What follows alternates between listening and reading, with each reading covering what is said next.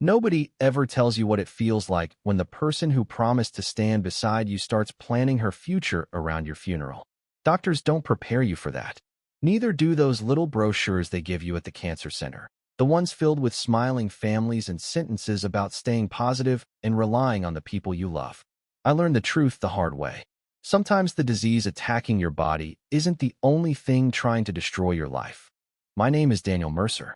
I was 51 years old when everything I thought I knew about my marriage fell apart. At the time, I lived outside Dallas, Texas, in a house in Frisco that I had worked most of my adult life to afford. I had a successful commercial construction business, a comfortable home, some investments, and what I believed was a solid marriage. My wife, Rebecca, and I had been married for 14 years. We also had an 8-year-old daughter named Sophie. Sophie was the center of my world. She had my stubbornness, Rebecca's smile, and enough energy to exhaust 3 adults before breakfast. For 14 years, I believed Rebecca and I had built something permanent. I wasn't a perfect husband. No man is.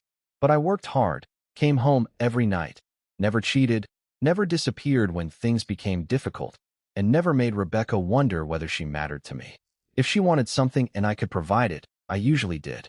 Vacations, a comfortable house, a nice SUV, restaurants, weekend trips. I thought I was building a good life for my family. It took cancer for me to understand that Rebecca loved the life far more than she loved the man who had built it. My diagnosis came on a cold Monday morning in January. Diffuse large B-cell lymphoma. I remember sitting across from my oncologist, Dr. Nathan Harris, while he carefully explained what would happen next.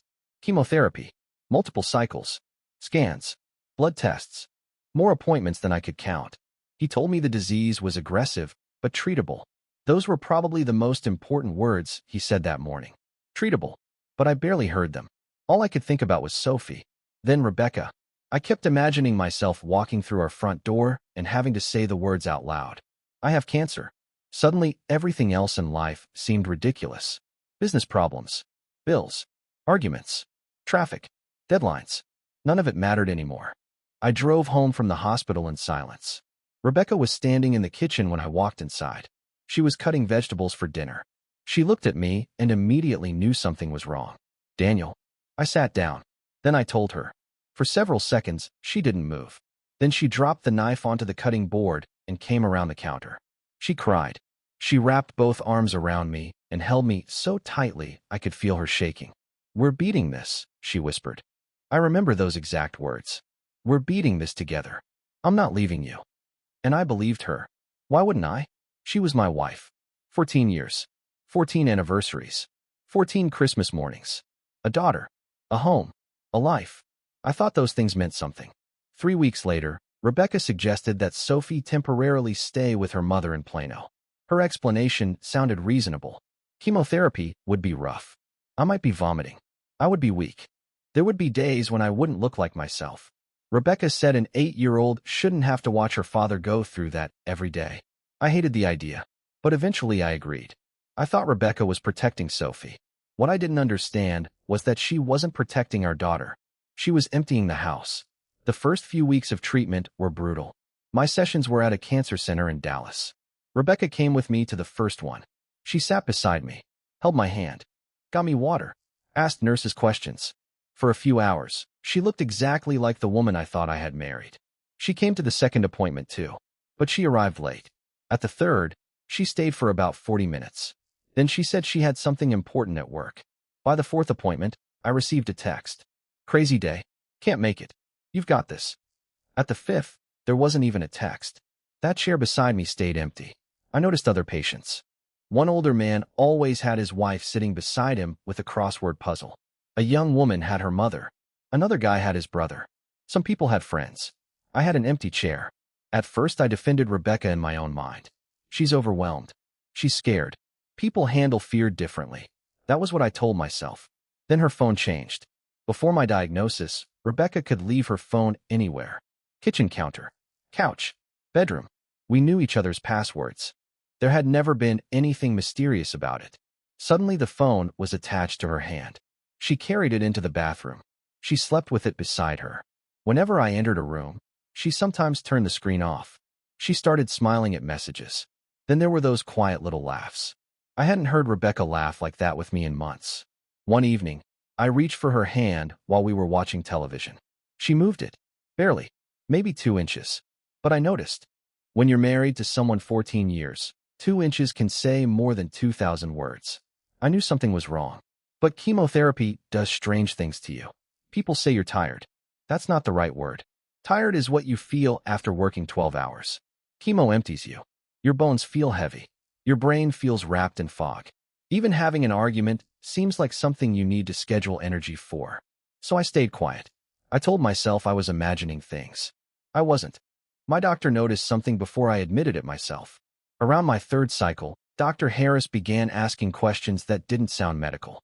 Who's helping you at home? Are you getting enough food? Who's driving you? Do you have family nearby? I answered casually. I'm managing. He would nod, but his eyes always moved toward that empty chair. He knew. Doctors see families at their best and worst. He had probably seen this story before. He never criticized Rebecca. He didn't have to. That empty chair was already speaking for her. Meanwhile, Rebecca was beginning to act like my death was something that had already been scheduled. She started attending social events without me. That wasn't unusual by itself. I was sick, but people began treating her differently. They hugged her longer. They asked how she was holding up. One evening, a neighbor stopped by and told Rebecca how sorry she was. Not sorry that I was sick. Sorry for everything she was going through alone. That phrase stayed with me. Alone? I was upstairs. Still alive. Still her husband. Yet somehow Rebecca had become the tragic widow before there was a funeral. Then came the afternoon that changed everything. It was early March. My treatment ended sooner than expected because I wasn't handling one of the medications well. Normally, I would have called Rebecca. I didn't. By then I had become accustomed to getting myself home. I ordered a ride. We reached my house shortly after 3. Rebecca's SUV was in the driveway. I walked inside quietly. My hospital bracelet was still around my wrist. My jacket was hanging loose because I had lost almost 15 pounds. Then I heard her laughing. She was in the kitchen talking on the phone. It was a happy laugh. Relaxed. Carefree. The kind of laugh I hadn't heard directed at me since before my diagnosis. I stopped in the hallway. Then I heard her say something that I will probably remember until the day I actually die. I feel like I've already been single for months. She laughed. There was a pause. Then she said, at this point, we're basically just waiting. Another pause. Then, Mark and I have already talked about getting a place together. We just can't do anything until this situation is finished. My stomach went cold. Mark. I knew the name. Mark Dalton. Rebecca had met him at a fundraising dinner about 6 months earlier. She had mentioned him once. Some real estate investor. Funny guy. Successful. I hadn't thought anything of it. Apparently I should have. Then Rebecca said, honestly, with how sick Daniel looks, I don't think we're talking about years here. She laughed again. Not loudly, but enough. I stood in the hallway of the house I had paid for while chemotherapy was still running through my body and listened to my wife discuss my death like an inconvenient closing date. I didn't confront her. I don't know why. Maybe because something inside me understood that if I walked into that kitchen, she would lie. And I didn't want another lie. I wanted the truth. I quietly went upstairs. I entered the bathroom, locked the door. Then I sat on the floor with my back against the bathtub. For maybe 20 minutes, I did absolutely nothing. I didn't cry. I didn't scream. I just stared at the wall. Eventually, one thought became perfectly clear. Rebecca wasn't wondering whether I would survive. She was waiting for me not to. And somewhere on that bathroom floor, something changed inside me. Until that moment, I had been fighting cancer because I was afraid of dying. After that moment, I started fighting because I wanted my life back. All of it. My health. My daughter. My dignity. My future. And there was one more thing. I wanted Rebecca to understand exactly how badly she had miscalculated me. 2 weeks later, things became even uglier. A neighbor accidentally mentioned that Rebecca had been telling people she was pretty much on her own now. Another friend told me she had heard Rebecca talking about starting over. Starting over, while I was still living in the same house. Then one evening, I came home and found Mark Dalton sitting at my kitchen table.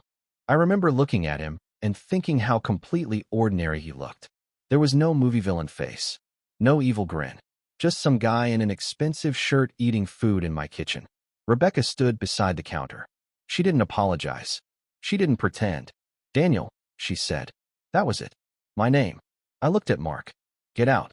Rebecca stepped forward. Daniel, don't do this. I looked at her. Do what? Ask another man to leave my house. She folded her arms. Then she said something unbelievable. You have to be realistic about what's happening. I almost laughed. What's happening? You might not make it. There it was. No softness. No shame. Nothing. I have to think about my future too. Mark looked down at his plate. At least he had enough embarrassment for both of them. I pointed toward the door. Leave. He stood. As he walked past Rebecca, he quietly said, Call me later. Then he left. I looked at my wife. She looked back at me. And suddenly I understood something important. There was nothing left to discuss. The marriage was already dead. Rebecca had simply assumed I would be the one buried with it. That night, I made a promise to myself. I was going to survive. And if I survived, Rebecca wasn't getting the future she had planned around my death. The next morning, I called my younger sister, Melissa. Melissa was 42 and lived about 30 minutes away. She had been checking on me constantly since my diagnosis. I had kept pushing her away because I didn't want to become a burden. That ended that morning. I need help, I told her. She didn't ask why. She said, I'm coming. 45 minutes later, she was standing in my kitchen with groceries. I told her everything. The phone call. Mark. The kitchen. Rebecca talking about her future. Melissa didn't interrupt. When I finished, she stood there with both hands on the counter. Then she asked, Have you talked to a lawyer? Not yet. Do it. A few days later, I saw something else. Rebecca left her phone on the counter. The screen lit up. A message from Mark appeared. I didn't go digging through months of conversations. I didn't need to. The preview said enough. Any idea what the insurance would pay? Later, another message appeared. Rebecca answered. A lot. We just have to be patient. That sentence removed whatever hesitation remained. I called my attorney. His name was Robert Keller. Robert had handled business matters for me for years and referred me to a family law partner in his firm. Within days, we were discussing everything. The house, bank accounts, investments, insurance, custody, business ownership. Robert told me something important. Daniel, don't do anything emotional. I understand. Document everything. Follow the law. Protect yourself and your daughter. That became my plan. No screaming. No threats. No dramatic confrontation. Just preparation. Rebecca thought my silence meant weakness. It didn't. I simply stopped wasting energy explaining myself to someone who had already decided my life was over. Melissa began driving me to every treatment. Every single one. She arrived early. Brought coffee. Packed snacks I usually couldn't eat. Sat in the chair Rebecca had abandoned. That chair meant more to me than I can explain. One morning, Dr. Harris asked Melissa to speak with him outside. They were gone a few minutes. When she came back, her eyes were wet. What happened? I asked. She shook her head. Nothing bad. Then what? She looked at me. He told me you're doing incredibly well considering everything. I smiled weakly. That's good. Then she added. He also said he's glad somebody finally started coming with you. That hit harder than I expected. I looked away. Melissa reached over and squeezed my arm. Sometimes the smallest kindness exposes the biggest cruelty. Rebecca had spent months making me feel unreasonable for wanting my wife beside me. One sentence from my doctor reminded me that wanting someone there was completely normal. Then came the scan. The important one. The scan that would tell us whether treatment was actually working. Rebecca wasn't there. She was spending the weekend with Mark. She didn't even bother lying about it anymore. Melissa offered to come. I told her I wanted to hear the result alone. Dr. Harris sat across from me. He looked at the report, then at me. The treatment is working. I didn't speak. For a few seconds, I wasn't even sure I had heard him correctly. He continued explaining. The tumors had responded significantly. We weren't finished. There were still treatments ahead. More appointments. More blood tests. More mornings when I would wake up wondering whether I had enough strength to get out of bed. But the direction was good. Very good. I was winning. I walked into the parking garage afterward and sat inside my truck. Then I cried. Not because I was sad. Because I suddenly realized how badly I wanted to live. For months, cancer had turned my life into numbers. Blood counts. Medication doses. Appointment dates. Scan results. But sitting there alone in that parking garage, I stopped thinking about numbers. I thought about Sophie. I wanted to watch her grow up. I wanted birthdays. Graduations. Arguments about boys. Driving lessons. College. Everything. I wanted to be the embarrassing father who took too many pictures at her graduation. I wanted to walk her down the aisle someday if she decided to get married. I wanted her to call me when something went wrong because she knew her dad would answer. I even wanted the difficult parts. The arguments. The teenage attitude. The slammed bedroom doors. All of it. I wanted boring Tuesday mornings. I wanted to complain about traffic again. I wanted bills. I wanted business problems. I wanted problems that weren't life and death. And for the first time since my diagnosis, I could imagine actually getting them. I called Melissa. She picked up immediately. Well, it's working. There was silence for half a second. Then she started crying. Not quiet crying either.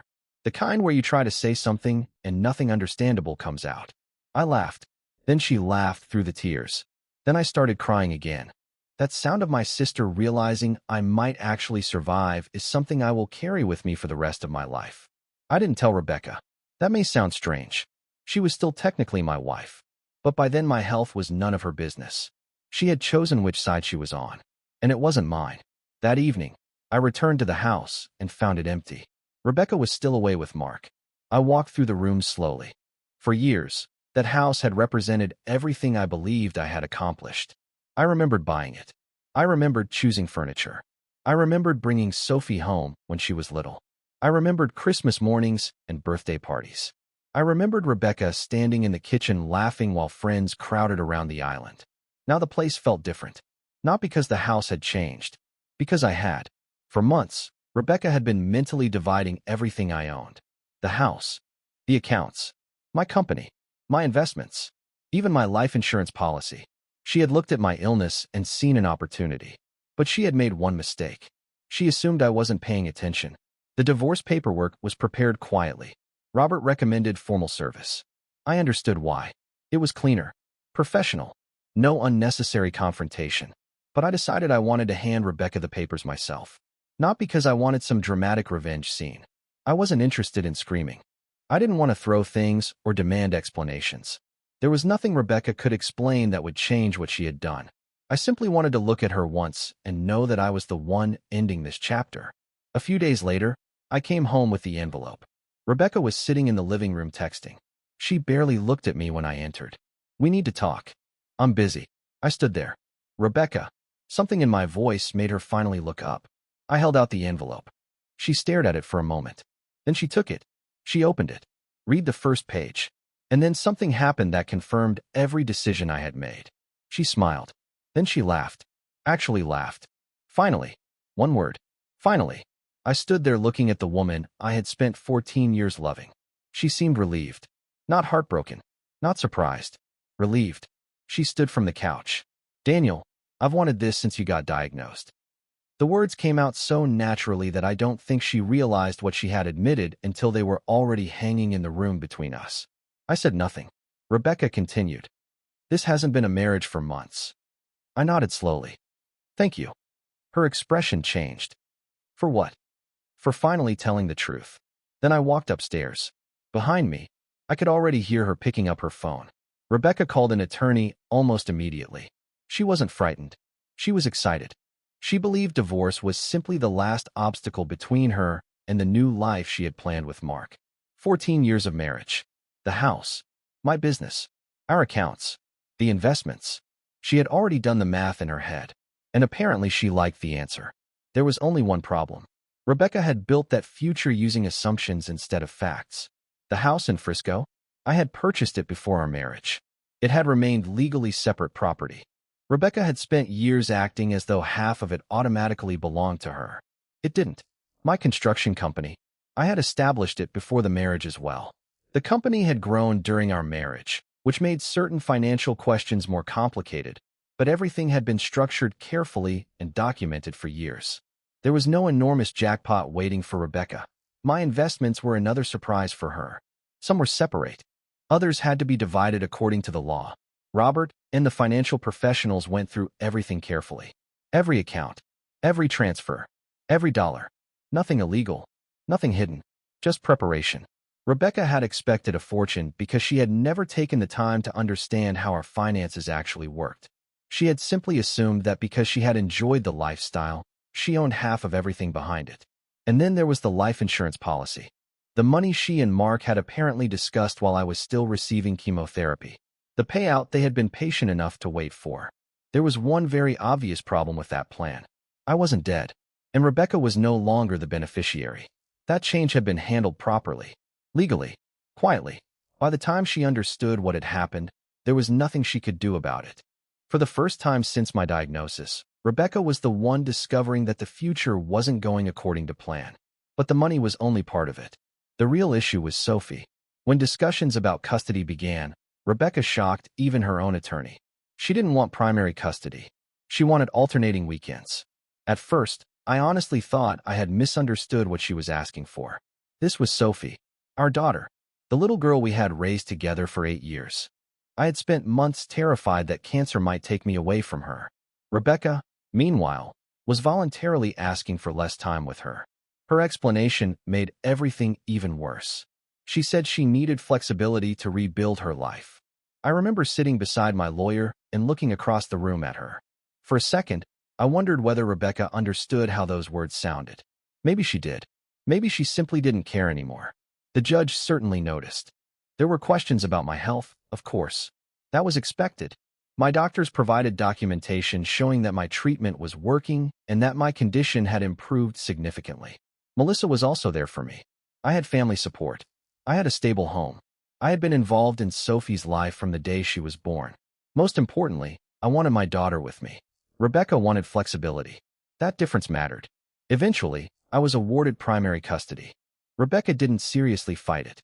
That hurt in a strange way. I should have been relieved, and I was. But part of me kept thinking about Sophie. One day she would be old enough to understand what had happened. How would I explain that while her father was fighting to stay alive for her, her mother had been planning a different life? I decided I wouldn't. At least not while she was a child. Sophie didn't need my anger. She didn't need details about Mark. She didn't need to know about insurance conversations or what Rebecca had said while I was receiving chemotherapy. Those were adult problems. My responsibility was to make sure Sophie still felt loved. Whatever happened between Rebecca and me, I wasn't going to turn my daughter into a weapon. The divorce process lasted months. During that time, Rebecca discovered piece by piece that the life she had promised Mark didn't exist. The big house wasn't coming with her. The financial settlement wasn't remotely what she expected. The insurance money wasn't coming at all because, despite what she had apparently been hoping for, I wasn't dying. And most importantly, I was still standing. That seemed to bother her more than anything. There were moments during the proceedings when I caught Rebecca looking at me strangely. I was gaining some weight back. My skin looked healthier. I wasn't moving like every step required a negotiation anymore.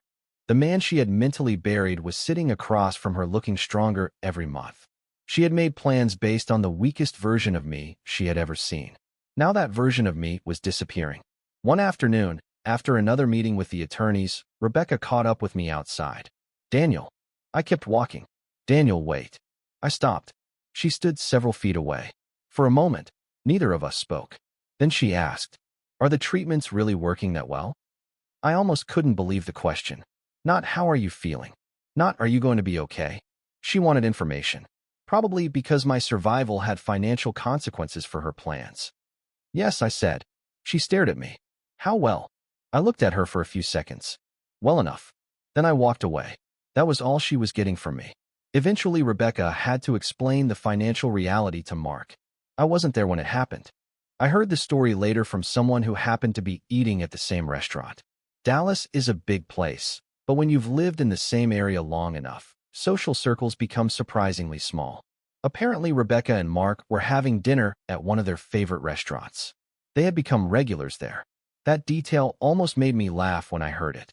While I was sitting through chemotherapy, they had apparently been building routines together. Their table, their restaurant, their plans, their future. That evening, however, Rebecca had bad news. She explained that the house wasn't going with her. Mark listened. Then he asked about the settlement. Rebecca explained that too. The person who witnessed the conversation couldn't hear every word, but apparently Mark's expression changed noticeably. First confusion, then concern, then something colder. Calculation. I knew that expression. Rebecca had worn it when she looked at my illness. Now Mark was looking at her the same way. He asked, "So there's no house?" Rebecca tried explaining again. Then he asked about the money. She apparently told him they would still be fine. They could start over. Build something together. That sounded romantic. Mark apparently didn't find it very romantic. He sat quietly for a moment. You could almost watch him doing the calculation. That was the funny part. Rebecca had calculated my death. Now Mark was calculating her value. And apparently he didn't like the numbers. He put his napkin down. According to the person who saw them, he said something like, "So everything you told me was based on Daniel's money?" Rebecca became angry. She told him that wasn't fair. Mark stood. She asked where he was going. He left the restaurant before dinner was finished. Rebecca was left sitting at the table with the bill.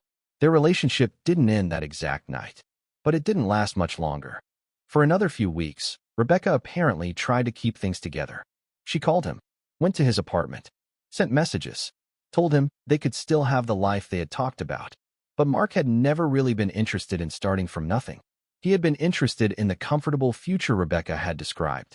The house, the money, the lifestyle, maybe even the insurance payout she had apparently been so confident would arrive. Once those things disappeared, so did Mark's enthusiasm. Eventually, he stopped answering. Then he was gone completely. When Melissa told me, she clearly expected some reaction. We were sitting in my kitchen. She had brought over dinner. She leaned against the counter and watched my face. "Well," she asked. "Well, what?" "Rebecca and Mark are done." I took another bite of food. "Okay." Melissa stared at me. "Okay. Yeah. That's all you're going to say?" I shrugged. "That's her problem." Melissa looked almost disappointed. I smiled. "What do you want me to do? Throw a party?" "I don't know. I thought you'd at least enjoy it." I thought about that. Months earlier, maybe I would have. There had been nights when I imagined Rebecca discovering exactly what kind of man Mark was. I imagined him abandoning her. I imagined her realizing what she had thrown away. Back then, those thoughts had helped me through some very dark hours. But now, I genuinely didn't care. "Melissa," I said, "I lost Rebecca on that bathroom floor months ago."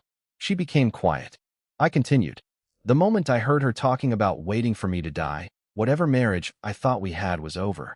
Everything after that has just been paperwork." Melissa studied me. Then she nodded. "You're really done with her." "Completely." And I meant it. I had already lost Rebecca months earlier. Not in court. Not when she signed divorce papers. Not when Mark left her. I lost her on that bathroom floor when I realized my wife was waiting for my cancer to finish the job for her. Everything afterward was paperwork. The people around Rebecca eventually learned what had happened too. That was unavoidable. For months, she had presented herself as the suffering wife, the brave woman facing tragedy. People had comforted her, invited her out, listened while she talked about moving forward. Some of them had genuinely believed Rebecca was carrying an impossible burden while her husband fought cancer. Then they started learning the truth. They learned she had been seeing another man while I was undergoing chemotherapy. They learned she had barely visited me during treatment. They learned she had been discussing a future with Mark before anyone knew whether I would live or die. And eventually, some people heard about the insurance conversations. That changed everything. The sympathy Rebecca had collected for months began disappearing almost overnight. People who had once called to check on her stopped calling. Invitations became less frequent. Friends who had listened patiently while she described herself as a woman struggling through her husband's illness suddenly had very little to say to her. I didn't contact those people. I didn't tell them to choose sides. I didn't send screenshots around town or start telling everyone what Rebecca had done. I didn't need to. Stories like ours have a way of traveling on their own, especially when the truth is more shocking than anything you could invent. The same people who had hugged Rebecca and told her how strong she was eventually learned that while I was sitting alone during chemotherapy, she had been spending time with another man. They learned that she had already been talking about starting over. They learned that she had discussed my life insurance money while I was still alive. And they learned how little interest she had shown in raising Sophie once the divorce began. That last part seemed to bother people the most. Cheating was one thing. People had heard stories about affairs before. But watching a mother voluntarily step away from her daughter because she wanted more freedom for her new life, that changed how people looked at her. Her social circles slowly closed around her. Not dramatically. There wasn't some big confrontation. Nobody organized a meeting and announced that Rebecca was no longer welcome. It happened quietly. Dinner invitations stopped. Messages went unanswered. Weekend plans somehow didn't include her anymore. The women who used to invite her for drinks were suddenly busy. Couples we had known for years stopped checking in. Rebecca had spent a long time building that social life. She cared about appearances. She cared about being invited. She cared about walking into a room and feeling like she belonged there. Now those same rooms were closing their doors. Again, I didn't celebrate. By that point, I had more important things to think about. My health continued improving. Treatment was still exhausting, but each appointment felt different now. Before, I had walked into that cancer center wondering whether I was approaching the end of my life. Now I walked in believing I was moving toward the beginning of another one. Melissa continued coming with me whenever she could. Sometimes we talked. Sometimes we didn't. There were days when we sat beside each other for hours without saying much at all. That was another thing I learned during cancer. The right person doesn't always need to say something. Sometimes they just need to stay. Rebecca had given me promises. Melissa gave me presents. There is a difference. Sophie eventually came home permanently. That was probably the biggest moment of the entire year for me. I remember standing in the doorway while she carried her little backpack inside. She looked around the house like she was checking whether everything was still where she remembered it. Then she turned toward me. "Is this my home again?" I had to swallow before answering. "It was always your home, sweetheart." She smiled. Then she ran upstairs to her bedroom. I stood at the bottom of the stairs listening to her moving around up there. Opening drawers. Talking to herself. Dragging toys out. Normal sounds. I had never understood how beautiful ordinary noise could be. That evening, we ordered pizza. I couldn't eat much because treatment had destroyed my appetite again. Sophie sat across from me and told me everything I had missed. School. Her friends. A girl in her class who apparently cheated during a spelling test. A boy who had fallen off the playground equipment. A teacher who had promised them a movie afternoon if everyone behaved. She talked for nearly an hour. I barely said anything. I just listened. At one point she stopped. "Dad, yeah. Are you okay?" "I'm okay. You look like you're going to cry." I smiled. "I'm just happy you're home." She looked at me like that was the most obvious thing in the world. "I'm happy too." Then she went back to eating pizza. That was the moment I understood something. Everything I had done was worth it. Every appointment. Every miserable night. Every meeting with lawyers. Every morning when getting out of bed felt impossible. I had my daughter sitting across from me again. Rebecca had been planning some glamorous future. I was sitting at a kitchen table eating bad delivery pizza with an 8-year-old. And I wouldn't have traded places with Rebecca for anything. Several months after the divorce was finalized, Robert called me. I was at my office when my phone rang. "Daniel." "Yeah. Everything is complete." For a moment, I didn't answer. "It's done?" "It's done." I leaned back in my chair. "Thank you, Robert. You did the hard part." I laughed quietly. "No, I think the doctors did the hard part." After we hung up, I sat alone in my office. I expected to feel victorious. Maybe that sounds strange. For months, I had imagined this moment. Rebecca officially out of my life. The legal fight finished. The property settled. Custody established. Everything decided. I thought maybe I'd want a drink. Maybe I'd call Melissa and celebrate. Instead, I simply sat there. And what I felt wasn't victory. It was lightness. That's the only word I can use. Light. Like I had been carrying a 100-pound backpack for a year, and someone had finally removed it. For the first time in months, there was nothing left for me to fight Rebecca about. No paperwork waiting. No attorney meeting scheduled. No financial question hanging over me. No wondering what she might try next. She was simply my ex-wife. And I discovered something surprising. I didn't hate her. Not anymore. Hate requires energy. Anger requires energy. Even revenge requires energy. Cancer had taught me how valuable energy really was. I wasn't going to spend another ounce of mine on Rebecca. I wanted that energy for Sophie. For Melissa. For my business. For myself. I wanted to wake up in the morning and think about what I was going to do that day instead of what Rebecca had done yesterday. That became my real victory. Not watching her lose. Watching myself stop caring whether she did. Then came the appointment I had been waiting for. My final major scan. I barely slept the night before. I had been doing better for months. The previous results had been encouraging. Dr. Harris had told me repeatedly that everything was moving in the right direction. But cancer changes the way your mind works. Until somebody tells you the words you need to hear, there's always a little voice somewhere in the back of your head. What if? What if it came back? What if the treatment stopped working?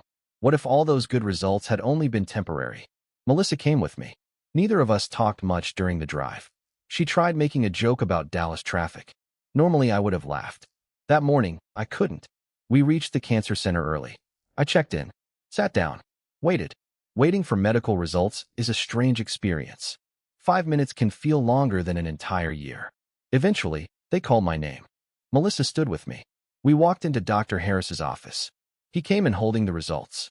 I watched his face before he even sat down. Doctors learn how to control their expressions. Patients learn how to study them anyway. Dr. Harris sat across from us. He looked at the report. Then he looked directly at me. And he smiled. "Daniel, you're in remission." I didn't immediately understand the sentence. I had imagined hearing it so many times that when it finally happened, it almost didn't feel real. "Remission?" He nodded. "Yes." Melissa grabbed my hand. I looked down at the floor. For several seconds, nobody said anything. Then I started laughing. I don't know why. Maybe because crying wasn't enough. Maybe because after months of hearing words like lymphoma, chemotherapy, treatment, risk, and survival, I finally heard the one word I had been fighting for. Remission. I had made it. I shook Dr. Harris's hand. I tried to thank him, but my voice didn't cooperate. There are moments in life when words simply aren't big enough. This was one of them. Melissa didn't even wait until we reached the hallway. She wrapped both arms around me and held on. She was crying harder than I was. "You did it," she whispered. "We did it." She pulled back and shook her head. "No, you did it. I just drove the car." I laughed. That's not how I remember it. She had done much more than drive the car. She had sat in the chair nobody else wanted to sit in. She had brought groceries when I could barely eat. She had listened when I finally admitted what Rebecca was doing. She had pushed me toward a lawyer when I was too exhausted to think clearly. Most importantly, she had stayed. That meant everything. When we walked outside, I stopped for a moment. The parking lot looked exactly the same as it always had. Cars coming and going. People walking toward appointments. Families helping loved ones through the doors. Nothing around me had changed, but everything inside me had. Months earlier, I had walked into that building wondering whether I would live long enough to see another Christmas. Now I was walking out in remission. I sat in Melissa's car for a minute before she started the engine. "You okay?" she asked. I nodded. "I think so. What are you thinking about?" I looked through the windshield. "Sophie." Melissa smiled. "Then let's go tell her." That evening, Melissa organized an improvised family dinner at her house. Nothing fancy. No reservations. No expensive restaurant. Just family. Her husband fired up the grill. Her kids ran around the backyard screaming at each other. Someone brought dessert. Melissa opened a bottle of wine. I mostly sat on the porch and watched. A year earlier, I might have thought a night like that was ordinary. Maybe even boring. Now it felt like the greatest luxury in the world. Normal life. Beautiful, ordinary, ridiculous normal life. Nobody was talking about lawyers. Nobody was talking about chemotherapy. Nobody was discussing property or insurance. Nobody was calculating whether I would still be alive 6 months from now. We were just there. Together. Alive. After dinner, Sophie came outside and climbed into the chair beside me. She was 8 years old, but she still had moments when she seemed much younger. Especially when she was tired. She leaned against my arm. "Dad." "Yeah." "Melissa said you're better." I smiled. "Aunt Melissa talks too much." Sophie giggled. "She said the doctor said you're better." "That's true." She became serious. "You're not sick anymore?" That question hit me harder than I expected. I looked down at her. "I'm doing a whole lot better." "But you're staying?" For a second, I couldn't answer. All those months came back at once. The diagnosis. The chemotherapy chair. The empty seat beside me. Rebecca laughing in the kitchen. The bathroom floor. Mark sitting at my table. The lawyer's office. The scans. The fear. All of it. And underneath, everything had been one reason to keep going. This little girl. I put my arm around her. "Yeah, sweetheart." My voice cracked slightly. "I'm staying." She nodded like that settled everything. Then she tucked herself against my side. Within 10 minutes, she was asleep on my shoulder. I sat there without moving. My arm started going numb. I didn't care. I would have sat there all night. Across the yard, Melissa was laughing at something her husband said. Her kids were still running around. The smell from the grill hung in the air. Somewhere nearby, a dog was barking. It was such an ordinary American evening. And after everything I had been through, ordinary felt perfect. Then my phone buzzed on the armrest. I looked down. Rebecca. Her name was glowing on the screen. For a second, I simply stared at it. There had been a time when seeing that name could change my entire mood. Rebecca could make me happy with one message. Then she could destroy my entire day with another. For 14 years, that woman had occupied an enormous part of my emotional life. Now I looked at her name and felt almost nothing. No anger. No sadness. No curiosity. I didn't wonder what she wanted. Maybe she wanted to apologize. Maybe she needed money. Maybe something had happened. Maybe she was lonely. Maybe Mark leaving had finally forced her to understand what she had thrown away. Maybe she wanted to tell me she had made a mistake. I never found out. I turned the phone face down.